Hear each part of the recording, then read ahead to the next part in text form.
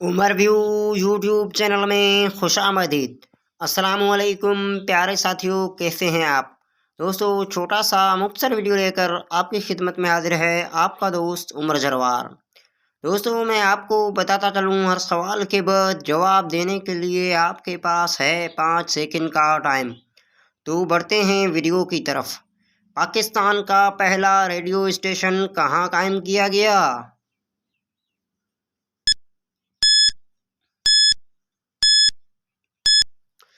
दोस्तों, जवाब है कराची में।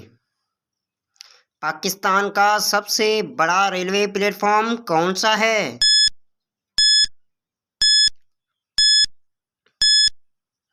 जवाब है रोहड़ी। साउथ अफ्रीका के कितने दारुल हुकूमत हैं?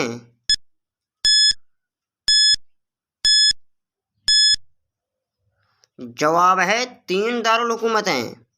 दुनिया के किस मुल्क का एक भी ऑफिशियल दारुल हुकूमत नहीं है?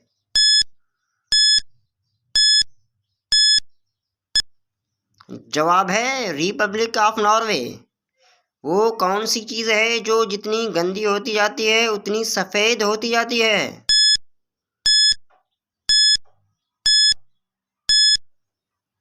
दोस्तों, जवाब है ब्लैक बोर्ड। पाकिस्तान की सबसे बड़ी लाइब्रेरी कौन सी है?